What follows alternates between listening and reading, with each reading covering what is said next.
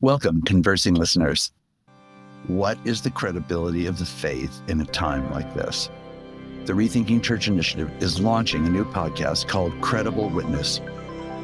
I'm Nikki Toyamasito, and this is Credible Witness, a collection of stories and wisdom from faithful people wrestling with and bearing witness to the credibility of Christian life today. Each episode is an invitation to listen generously and courageously to one person, navigating social tension and moral complexity, negotiating doubts, struggles, and fears, overcoming obstacles and pursuing justice, and living out the convictions of their faith. And every voice reminds us that the church is called to be a credible witness to Christ, a living reality of hope, justice, truth, and love.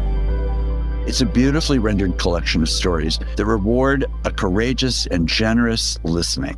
So please check out our show notes for links to the Credible Witness podcast feed, as well as crediblewitness.us. I'm hoping that you'll subscribe today, and I believe you'll be deeply encouraged by the series of episodes to come. Thank you for listening courageously with me, and may God bless this new effort. Conversing is produced and distributed in partnership with Comment Magazine and Fuller Seminary.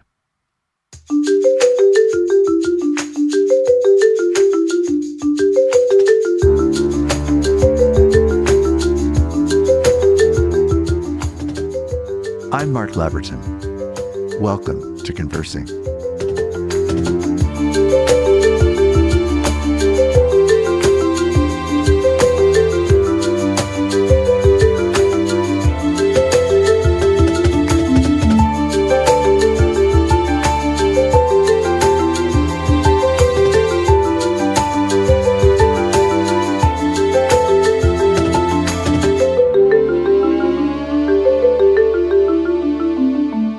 It seems like such a timely gift to have Elizabeth Neumann as our guest today on Conversing.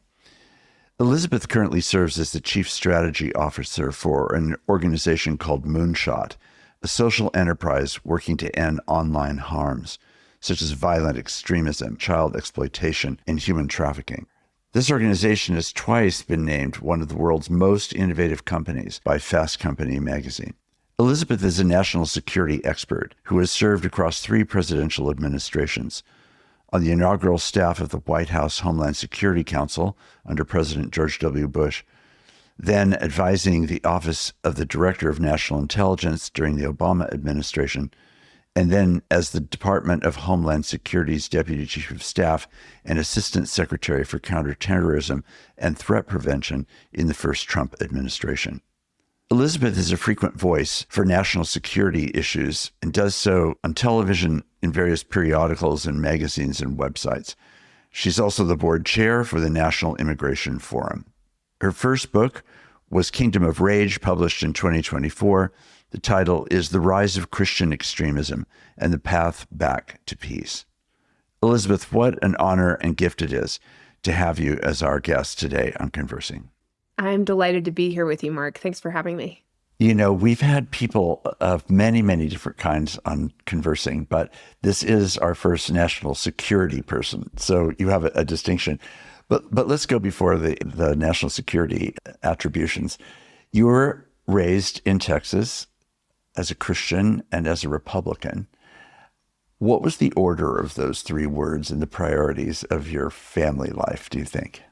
My family, very, very grateful that my family rightly ordered our faith well before politics.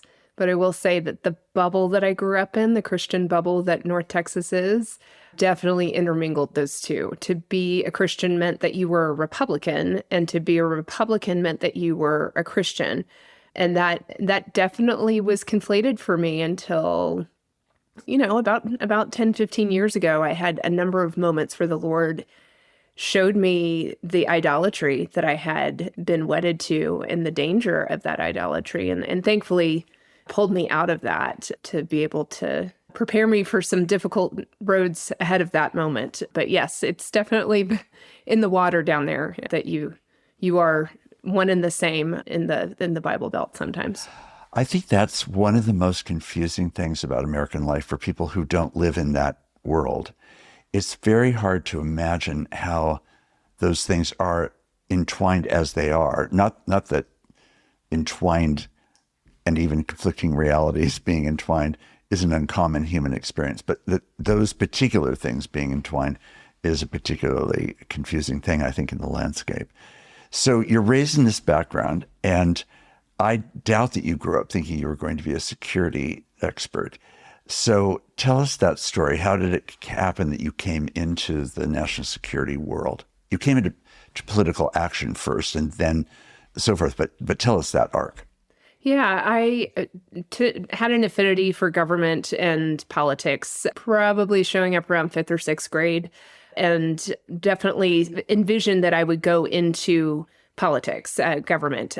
When I show up at the University of Texas at Austin in 1997, there's George W. Bush running for his second gubernatorial term, and I had the opportunity to work in the campaign apparatus for that election. And then he ran for president, and I had the opportunity to work on a presidential campaign as an intern, lowly intern. But when you work as a lowly intern and your guy wins, you get to go to Washington. So it was quite an amazing ride. And I had the opportunity to work on the faith-based initiatives for the first 2 years. If you remember George W. Bush's compassionate conservative agenda, I got to work on that. And then in the midst of that, 9/11 happened. And it drastically changed the agenda. We had been very focused on education reform, on welfare reform, and bringing faith communities into doing better for public services. And all of that was put on the back burner once 9/11 happened. And so I had an opportunity to work in the White House, initially in the White House counsel's office, helping with the 9/11 Commission document production.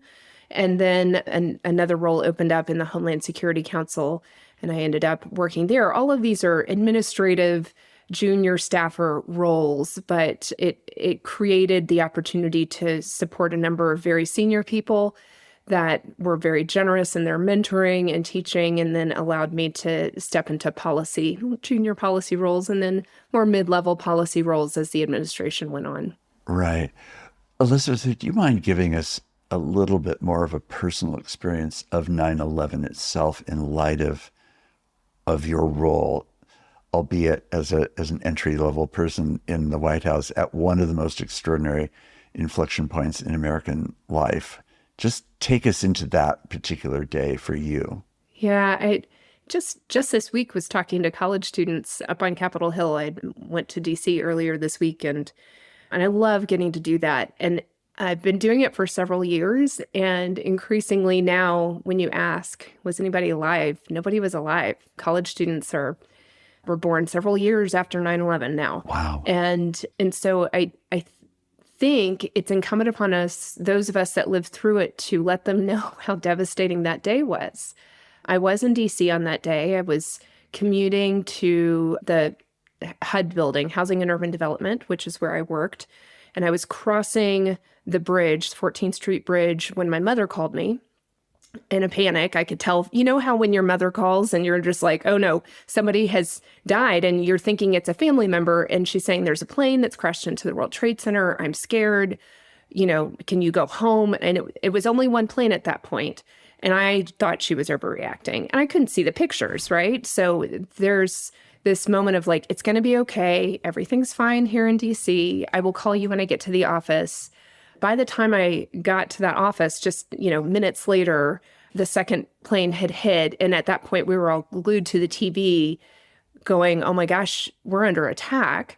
And then everybody's kind of going, what do we do? What do we, and as you're having that conversation, then you get word that the Pentagon's been hit. And so it all happened very fast. And then everybody's instinct kicks in, even though we know that the HUD building is probably not going to be on the target list. You just feel this panic of, I have to get out of this city. It's not safe. What if there are more attacks? It was just so unexpected that we felt so vulnerable, and we didn't know what was coming next. And so I was one of the few people that had driven to work that day. Nobody wanted to get on the metro. So I packed a bunch of people in the car. We tried to get out of the city.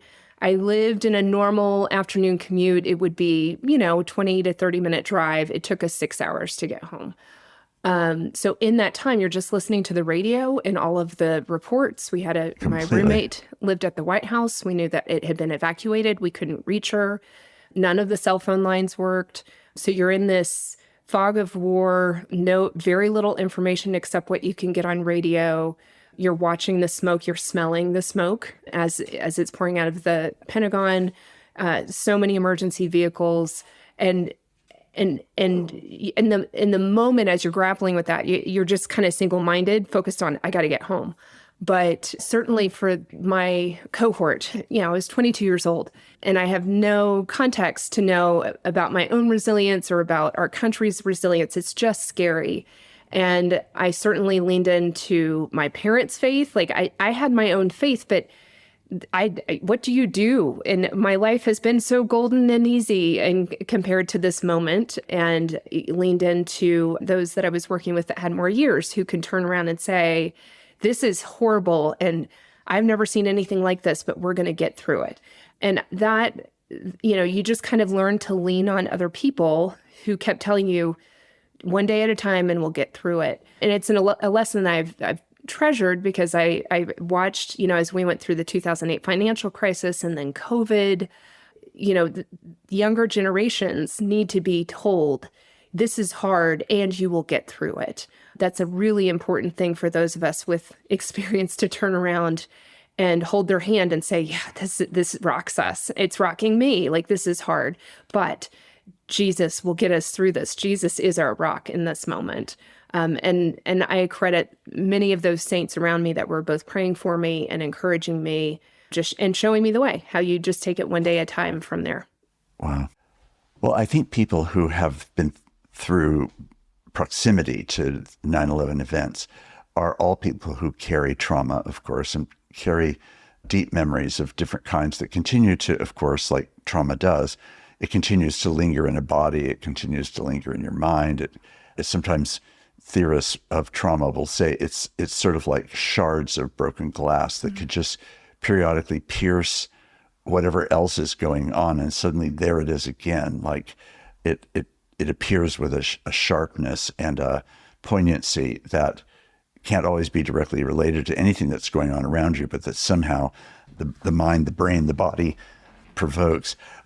As I've come to know you a bit through a group that you and I are in together, one of the things that I've wondered about is if your early experience with 9/11 began to shape a lifetime of work around international and national security. Are those as connected as one might imagine, or did it really unfold in a different way? No, very much. It became I will do whatever I can do, answer phones, make copies. I don't have to do big things, just whatever I can do to make sure that this day never happens again for our country. And it becomes the thing that drives you, that it is guttural. It is instinctual, whatever it takes. And I remember reaching a moment probably around 2004, 2005, when I had somebody I worked with that we were in the same office together, same group, focusing on similar policy issues, but he was a detail from the CIA and probably in his late 40s or 50s. And he looked at me and he said, it's time for you to start rebuilding a cadence of normal, healthy life. And of course, saying that to somebody that works in the White House in any period of time is like, yeah, buddy, that's not how this works. You don't have a life when you're working in the White House. But what he really meant was not that the demands of a political job are intense, but like there was a drive of you can't give up. You have to just keep going because they're coming for you, right? It's fear driven. Right.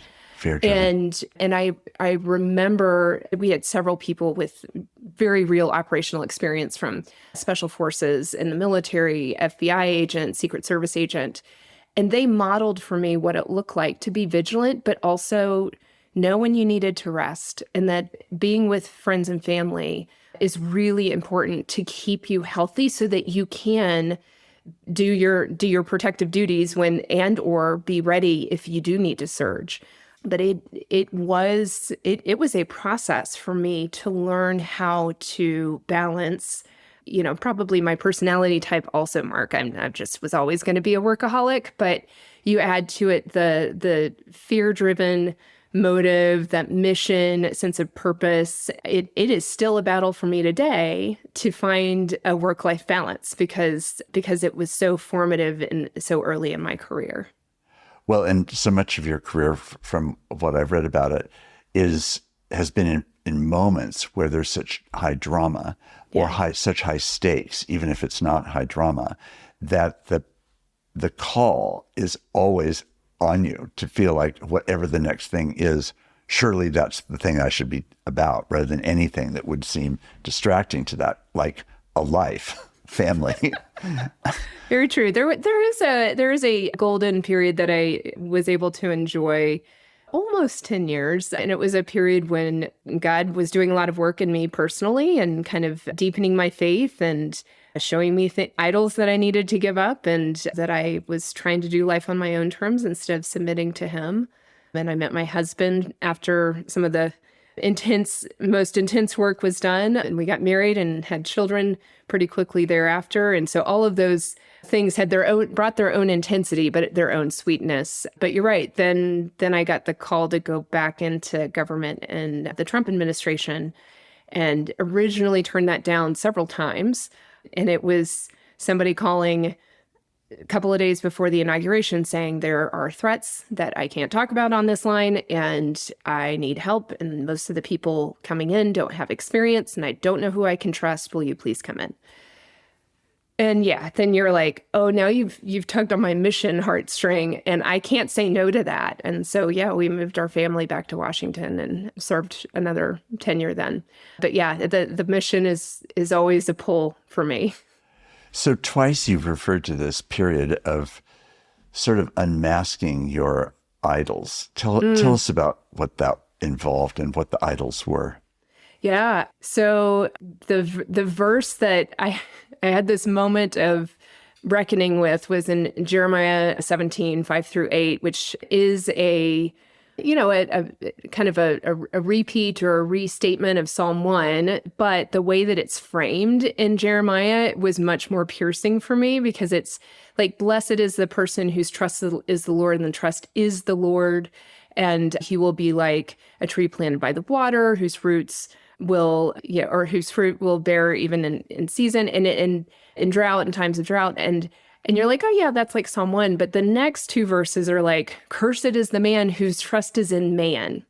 And Psalm 1 talks about the fool and putting your trust, but this is like a lot more direct about confrontational, really. Yes, very confrontational. And in the context of Jeremiah, where he is calling out all of the ways in which Israel is not following the Lord, and they think they are, but he's pointing out all of the ways in which they have abandoned the Lord and disobeyed the Lord. And for some reason, that verse just jumped out at me, and I realized how much my hope and trust had been in man, in not a specific person, but just in man can figure this out. We can solve these problems. Like, I'm a public policy person. We go into work excited about problems and trying to come up with evidence-based solutions.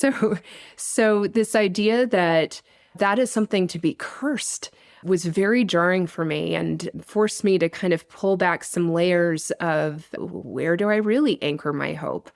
And then a few years later, I heard a sermon from our mutual friend, Russell Moore, who, this is like 2015 timeframe, and he came to the church we were attending and taught about how especially in the South, the church have really wrapped the flag around the cross, and that this is a form of idolatry and we really need to be careful. And I have to tell you, my husband and I were like, but we've always had a flag at the front of the auditorium. And I grew up in a Christian school. We pledged allegiance to the American flag and the Christian flag, and it was all one thing.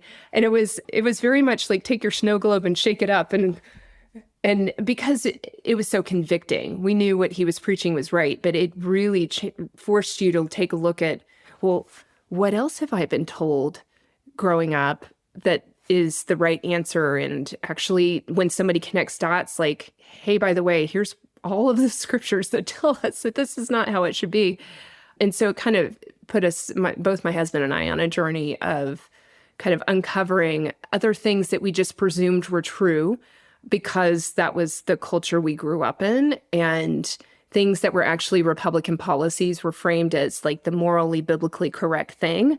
And, piecemeal, you're starting to go like, oh my gosh, I've been lied to. And I don't think anybody that I know personally was intentionally lying. I want to be really clear. It's cultural. Like our culture, especially in the South, it's just very much a one and the same. So if you're a good Christian, then you have to be pro-death penalty, of course, because that's the Republican Party's position. Of course, nobody says it that way, but that's actually the subtext is like whatever the Republican Party platform is, that must be what the Bible teaches too, right? As opposed to, going, well, how does God see this picture? And I will say that I have come to a place of not necessarily knowing the answers for all these tough questions, but being much more comfortable with taking a non-position. Like, I don't know. I think if I were ever in a role where I had to make a decision about that, I'd have to pray a lot. I don't actually know what the right answer is. And I've become much more comfortable with the gray as opposed to the black and white that I had been raised on. Yes, yes. I've often pointed out how significant it is to me that at the end of 1 Corinthians 13, that great text that's often imprisoned in wedding ceremonies, Paul, the most adamant voice in the New Testament, is the voice that says we see, but we see through a glass darkly. Yes. And so much of what is happening in that kind of cultural formation that you were describing is this sense that we see transparently. Yes. And we assume that nothing is really filtering our vision. It's just, we're just being neutral. This is how most people actually interpret most things, right? We presume that we're the neutral viewer and that what's happening is therefore ours to name and to respond to. But so often when we really come to understand how much our life has actually been shaped by a whole interpretive frame that has caused us to pretend that we see, or to lead us to think that we perceive transparently when we really actually don't. We see sufficiently. Paul's not saying we don't see. He's just saying we don't see transparently. It's not absolutely plain. It is sufficiently clear to call it sight and knowledge and legitimize trust, but it is not complete, it's not finished, and it's certainly not transparent. So there's this, yes, and we hold ourselves, right? So part of what Christian humility in this moment that we're living through right now, that feels so important for us to recover, is this interpretive humility. I get to look at the facts, I get to experience people's opinions, the raw data of whatever it is that is happening, whatever it is that I come to be able to experience and have access to. And I am a steward of a greater kind of knowing, which is really measured by the character of God's knowing, which is not your mind, and it's not my mind, and it's not the collective mind, and it's certainly not the mind of any particular political leader. And it's that dance that I think is so enlivening, actually, to being human, but frankly taps into those anxieties that you were describing, the fears, the sense of, but I need more assurance than that. I want to be sure that I do know certainly. And I think what the Bible offers us is assurance that we know sufficiently.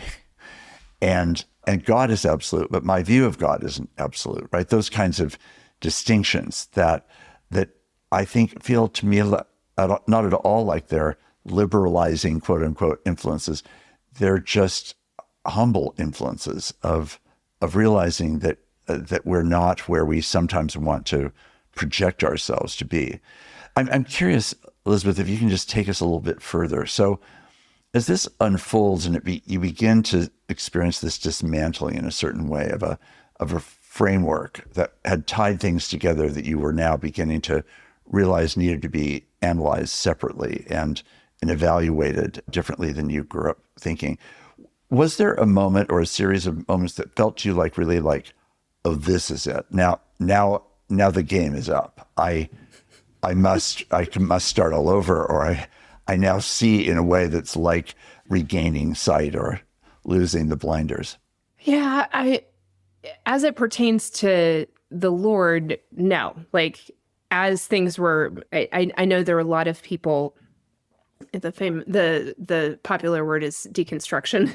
A lot of people that deconstruct and that focuses on and affects their relationship with the Lord. I would say I was deconstructing my cultural understanding of faith, and as I was doing that, it drew me closer to the Lord. And I had before all of this started, a pretty intense period of the Lord, exposing to me that I was not submitting to him, and in that process, his wooing of me, and, kind of rebuilding a relationship with him that gave me a very solid foundation from which when he reveals this, you're like, oh, okay, we're going to deal with that now, Lord. Okay. I've been through these things with you before. This is uncomfortable. I don't know where it's going to end up, but you're with me. So, and I'm just going to be obedient to it. And I appreciate that that's not everybody's path. But for me, though it was externally shaky, it was, solid as a rock. I also was very blessed that my husband was going through this at the same time. Yeah, sharing the same journey. Yeah. I have met many who, especially during that COVID period, was a good shaking for a lot of people. And when you're not on the same place, that's really, really hard. So yes, as some of these layers became more apparent, I think I had two reactions. One, I'm in this process of discovery, and I think there were quite a few of us that were particularly watching the party that we had grown up with change before our eyes. Like, even by 2015, before Donald Trump was the nominee, there were conversations like, man, this is like there's a shift here. Like, we couldn't. No, I did not think that Trump would win. All of us thought the normal rules of politics would apply in 2016, and we were all clearly wrong. But you could tell that something had shifted. And then when you had him win, I think I was mildly hopeful that he would get into office and he would behave like a normal president. And, I got a front row ticket to watch how that did not happen. So, that was quite a wild ride, concerning from mainly the vantage point I was coming at it from was national security. And we all adapted and coped. And I really did not have a moment, Mark, to think too much beyond just the next day and survival and, Lord, what are you calling me to do here? And do I need to say no to things? And, how do I help my boss navigate situations where they're likely to get fired if they say no, but it's illegal for them to do the thing they've been told to do? So, I mean, it is minute by minute survival mode for about 3.5 years. And I happened to leave April 2020. I'd been pushed out because I had said no too many times. And what a blessing that I got to escape. But that's like the height of COVID shutdown.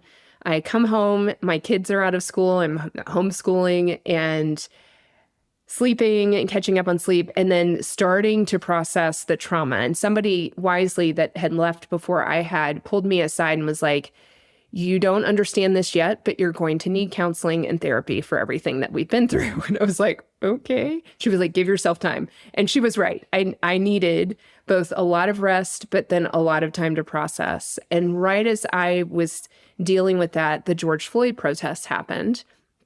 And what I was watching from the outside was crumbling of some of the guardrails that many of us had worked so hard to make sure would stay in place.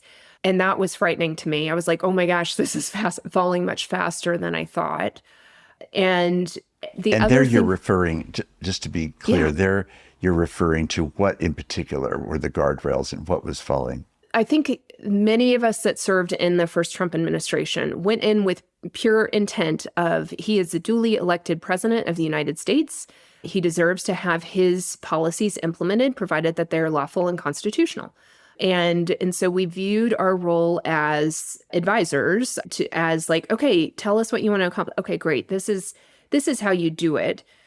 And so a very real life example, when he was very into force as a deterrent, he would suggest things like, can I shoot people from the border wall we're building? No, you cannot. Here's the law enforcement guidance. You can't shoot somebody unless they're posing a threat to law enforcement. And another one was, you have to remember, he is, all about the optics, all about the staging of things.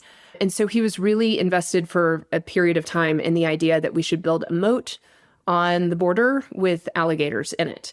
And so we had to do a quick little drill of like, is that feasible? And as you might know, most of the southern border is desert and alligators don't do well in deserts. So we were able to move that off the discussion. But those were the types of things that we would routinely get thrown our way. And he was elected, so we need to give you an answer. But often what we're doing is we're saying, it sounds like you're trying to achieve this. Here are some lawful ways, and here are some practical ways where you could achieve your goal. And that worked for a while, Mark. Like, he was okay initially, and then he would get frustrated because the way government works, it's slow. You have to get Congress to pass laws and give you money. And he really did not like that he had to wait for Congress to act. And what was it in the George Floyd? Sorry, what was it in the George Floyd case that was you saw crumbling? So what we saw in the George Floyd case is he was starting to suggest things that would be improper for law enforcement and the military to do, and was starting to some of the people were starting to go and do those things. So the classic example is in Lafayette Square, which is right in front of the White House. There were a number of protests, and he decided he wanted to walk and stand in front of St. John's Church, which is on the other side of the square. And in order to do that, Secret Service needs to clear the square. That's completely reasonable. And the reason he was going to see St. John's Square was because rioters had caused damage to the church the day before. Now, the church still stood, but it had some fire damage. So in order to clear the square, they sent in law enforcement with riot gear, tear gas crowds that were at the time peaceful. They were not rioting. And they swooped in helicopters, military helicopters, very low over Lafayette Square in a way that, it's an urban environment. You just don't usually, it's not safe for helicopters to fly that low. So it was very intimidating. And as you can imagine, if you're a protester, you're like, this is not what we do to protesters. First you give warning, hey, we need to clear the square. And then if you don't clear the square, then you're going to be talked to. And then if you, as a last resort, you put people in riot gear and then you clear the square. But you don't swoop in helicopters. It was just so bizarre.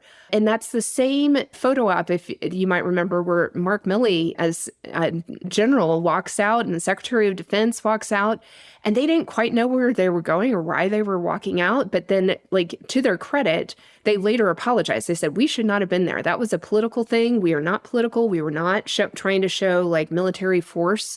But it was one of those moments where you're like, oh, this went sideways fast, that the normal people that would have been in place to say, hey, we can't do it that way, but we can do it this way, were gone. And his worst instincts were being allowed to manifest. So fast forward, a lot has happened. There's obviously a term of Joe Biden. There's varieties of national responses to his leadership. The immigration issues, in many people's mind, dramatically shift. They escalate in scale and in a lack of, it seems, sufficient border control and a lack of plan, really. It's more like it feels like a flood in many parts of the country. And it's very hard to know what to do about that. So the thought that there is a crisis, that there needs to be a response to the crisis, that even if, as I do, you have a compassionate policy toward immigrants and that you believe in law and order and you believe in a really good, robust, holistic, compassionate immigration law and practice. You still now, at this moment, don't have any of those things. You just have sort of national chaos, this feeling that immigrants are coming in from and everywhere at any time. And the country is understandably, especially in certain regions of the country, really up in arms about this. And then that is Trump, enters the stage. And as that has happened, and now fast forward from there to the events of the week that we're actually having this conversation, which is the week after the shooting of Alex Pretti in Minneapolis and the demonstration of 50,000 people at 35 degrees below zero protesting ICE's action. Just give us a sense of what are the themes that you're seeing? What are the major warning signs? You've been writing a lot, and we'll put a couple of articles in the show notes so that people can actually read what you have recently written. But take us into that in light of what you've just said about St. John's Church and all of that. Yeah, I mean, I certainly was very concerned. I was concerned in 2020 during his reelection, and then again in 2024 when he tried to run again, that in a second term, there are no more guardrails. He doesn't have to pretend anymore. And he learned that the guardrails, meaning the graybeards, the people with experience, they don't give in to me. And so I was very concerned we would see what we have since seen. Perhaps, arguably, a 2024 presidency being much more damaging than a 2020 presidency would have been, because his team has had 4 years to prepare. And in particular, as it pertains to immigration, Stephen Miller is his chief architect for all things immigration. He was the one directing everything in the first administration. So child separation, building a wall, reductions in the refugee ceiling, changes to, reducing the amount of available visas. That's all him. And so you give him 4 years, and now he can come back and has planned remarkably for implementing on multiple fronts his agenda. And I think that's what we're seeing play out. There's not too much that I've seen that I've been surprised by. However, I think there are things that have caved faster than it disheartens me. I was hoping certain institutions would have more spine and stand up to the administration, or certain parts of the government the culture wouldn't shift as fast as it shifted. And I think in particular what we're watching with ICE and CBP, both of which, maybe I should say those acronyms fully. So ICE is the Immigration and Customs Enforcement Agency, and CBP is Customs and Border Protection. Both of those are components of DHS. So in my role at DHS, I worked with people at those agencies on certain counterterrorism policies. I never did immigration policy directly. I did more of the adjacent side of making sure that our vetting systems are strong, and that when we're admitting refugees, that we're comfortable that they don't pose a threat to the United States. So it was adjacent to their work.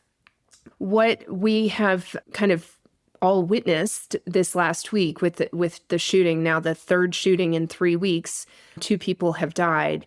That is unprecedented in federal law enforcement history. You would have to go back decades to come up to a point in time when we had federal law enforcement be so aggressive.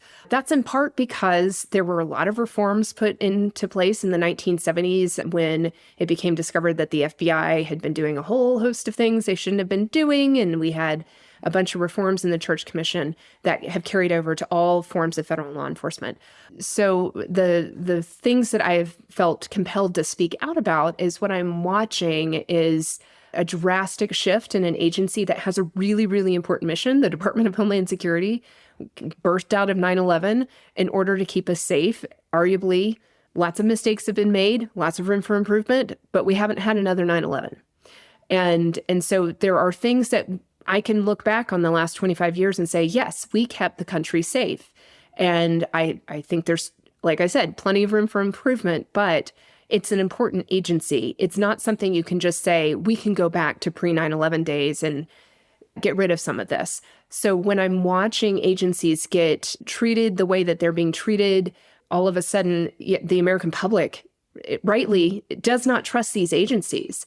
And in a democracy, it does not work if we, the people who are being governed, I mean, like the whole concept of democracy is by the consent of the governed. So if we are withdrawing our consent and saying, no, you are violating the Constitution, like there are 3 constitutional amendments that they are consistently violating daily in their execution of their immigration enforcement, like that is unacceptable. And those 3 things would be First Amendment. Second Amendment, that was the kind of the newer one, this idea that apparently, if you have a conceal and carry license, you're not allowed to carry if there are immigration enforcement operations happening nearby. Like that's, I don't know where they came up with that, but that's what they've kind of been articulating and maligning Mr. Pretti.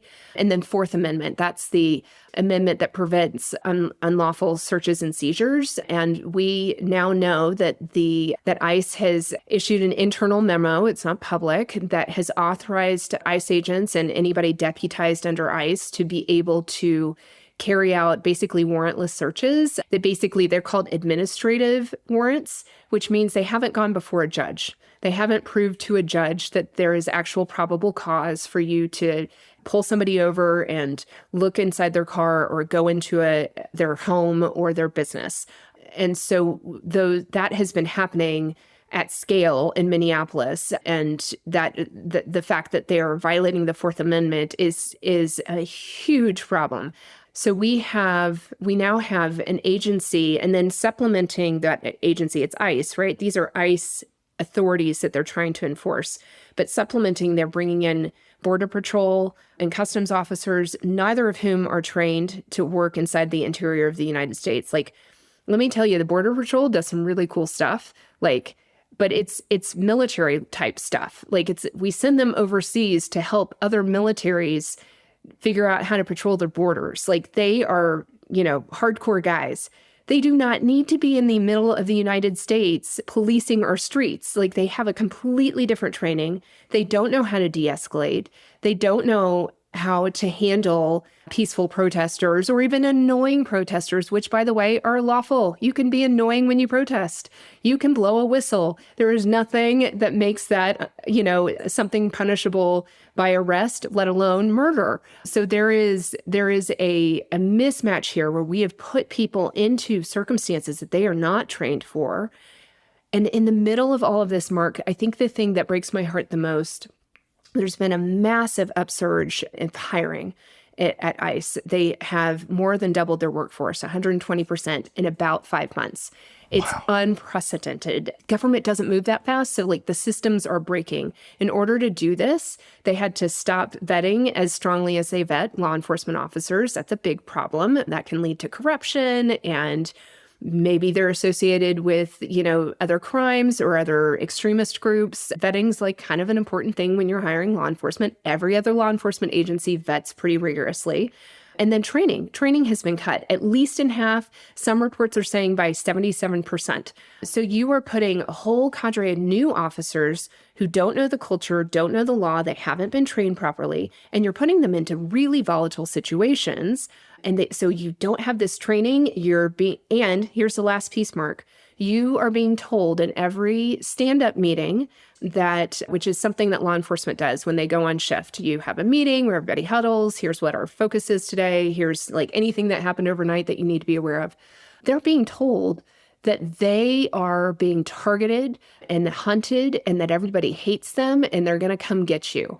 And it creates an enemy, us, them mentality. Rather than thinking of themselves as law enforcement officers here to protect the public, they now see the public as an enemy. So we literally are creating a culture much more akin to a military experience. Like I am, a member of the Army going into Fallujah to assert control over a terrorist haven. And that is the mentality that is coming from the top. I mean, if you look at the rhetoric that's coming out of the White House, the social media posts that they put out, the memes they put out, what they say from the podium to the Secretary of Homeland Security, and then all of the senior leaders of these agencies, it is aggressive rhetoric. They take pleasure in cruelty.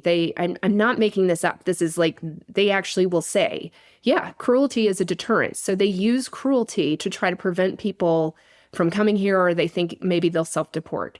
So it is a strategy, a tactic to be aggressive, to be cruel, and to keep telling these men and women, hey, the next protester might try to kill you. You need to be really careful. And so think about that. Like, if every day you're waking up and going out on the street to carry out whatever your assignment is, but you've been indoctrinated to think the next protester it might kill me, that of course you're going to be quick on the trigger. It's not surprising to me, having discovered some of the what's happening on the inside, that we have these 2 shootings in a matter of weeks. And in cases where, like, with our own eyes, we can go, oh my gosh, this was not justifiable and this was totally preventable.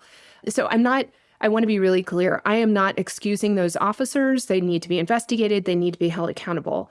But I also actually feel tremendous empathy for a workforce that has been indoctrinated and propagandized into a place that's actually making them less safe, making the public less safe. It is a horrible moment in the history of DHS. And so I and many of people who've worked at DHS and worked in national security are asking for a stand down. Like, the only way to address this is you need to stop immediately and go back to the basics. Everybody needs to get trained. We need to take away this aggressive cruelty is the point rhetoric and actions. We need to go back to the basics of how you do good law enforcement. I don't have tremendous hope that this administration is going to do that, but I think it's absolutely well within our rights as citizens to demand that the government that we elected, that is supposed to be serving and protecting us, adhere to the rule of law. Right. Amen. So I think one of the things, there's so many things about all this that are just so tragic and so difficult to understand, but, the legitimacy of trying to, as it were, quote, weed out genuine criminals among immigrant population is a task which seems like it's completely lost amid what has become this marauding, random ransacking of people's lives. And in the days that I was in Minneapolis, I had opportunities to witness things that were just completely violating to the First, Second, and Fourth Amendments, and which were utterly terrorizing to the people that were involved, none of whom were in any way criminals. They happened to be bystanders in a place, or they happened to be protesters, peaceful protesters. There was nothing that was going on that I could see or discern that justified anything other than just the appropriate policing response. Like, we're investigating these things. Thank you. Sorry to bother you. Move on. But nothing like the intense terror that they were striking in the people that I met and that I saw. So I think one of the things that is so urgent about this moment is that I think some people are hearing in the protest action, oh, you don't want to protect the vulnerable people in the United States that have been injured by the violence of criminal immigrants. Okay, nobody's arguing against the legitimacy of trying to bring that under control. But the tactics are the thing that feels, and the culture, the subculture that you're describing vividly, feels like that is the nub of the crisis, which then, of course, causes so many people around the country to explode with acts of compassion, but also explode with acts of anger and frustration against a government that seems to be bent on simply having its own way and making its own show rather than actually accomplishing a just end. Is that fair? I think it is fair. I think we have to look at the actions, which is why you could say something immediately on Sunday once it became clear that there was no excuse for this killing. I mean, it was so beyond the pale that he was killed that you can immediately say, like, I don't know the totality of the circumstances here, but I know that something has gone wrong, and that's why we need to stand down, and you need to let the investigations happen. Let, like, an independent third party come in and tell you, like, what went sideways here, because this is not normal and this is not okay, as opposed to what they're currently doing, which is continuing. Granted, it sounds like some of the hostility is not as intense, but but they're still there. And it's still the same workforce. They're still the same people under tremendous pressure to hit arrest quotas. And they're angry because they've been told to be angry. So like, it's still a potential powder keg. Like I have to say, like, if I were Susie Wiles and the chief of staff, I'd be like, oh gosh, let's get everybody out there before something else happens, because the rails might come off of this presidency if we have a third thing happen, right? Like politically speaking, you have to be thinking about the calculus here and going, oh wow, they have lost multiple news cycles at this point trying to accomplish whatever they wanted to accomplish, and they have a 2026 election cycle that they need to worry about, and they're bogged down in Minneapolis. So why not just pull everybody out? Like, it's actually really funny to me that whether you look at it through the political lens, like how do you deal with this, or just like the practical, what is good law enforcement lens, none of the answer is like, oh, let me just swap the commanders out, which is what they've done. They took Greg Bidivino off of the press conference circuit because he was too provocative.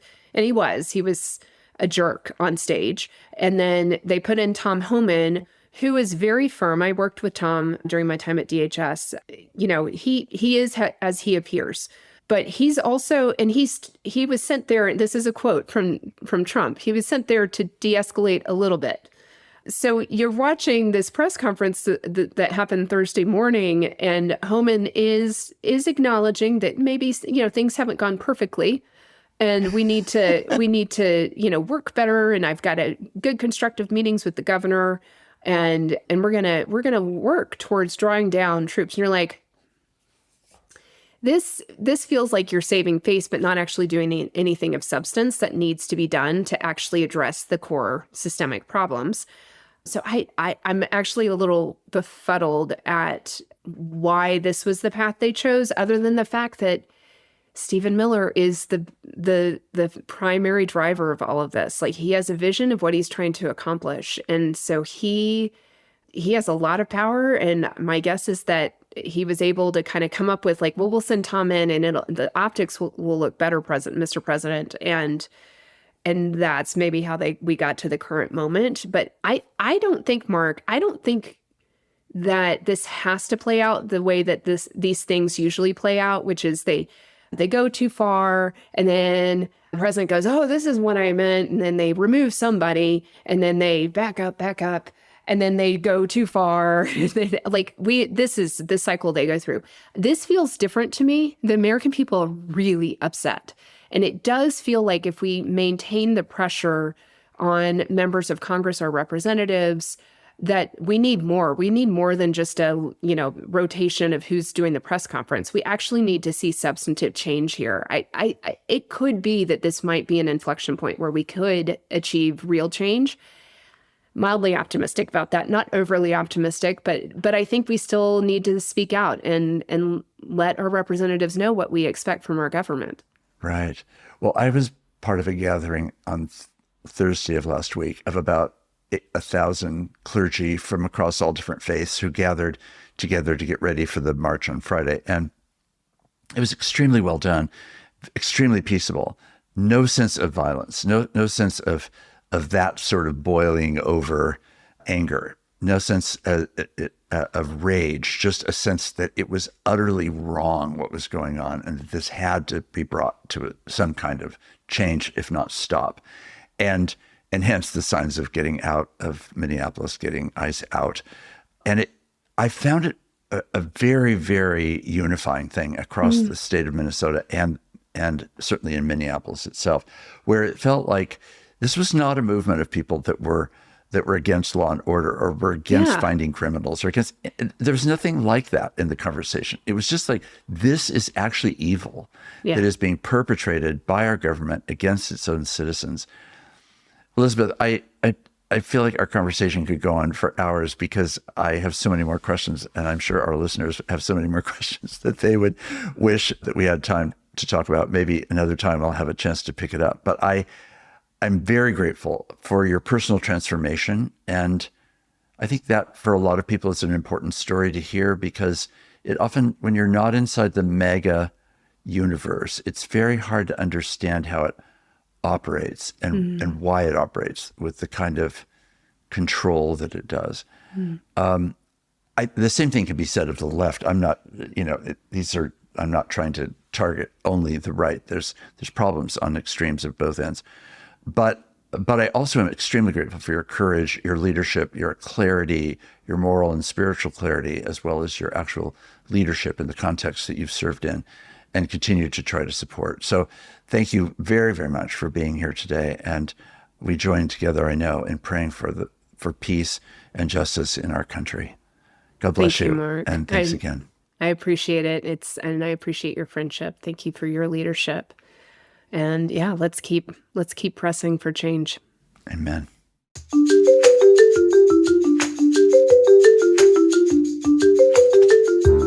Conversing is produced and distributed in partnership with Comment Magazine and Fuller Seminary. Peter Labberton is our engineer and editor. Evan Rosa is our producer. For more information about Comment Magazine, visit comment.org, where you can subscribe, read the current magazine issue, and browse their archive. Fuller Seminary is an evangelical, multi-denominational graduate institution committed to providing indispensable formational education for diverse Christian leaders everywhere. For information, visit fuller.edu. I'm your host, Mark Labberton. Thanks for listening with me.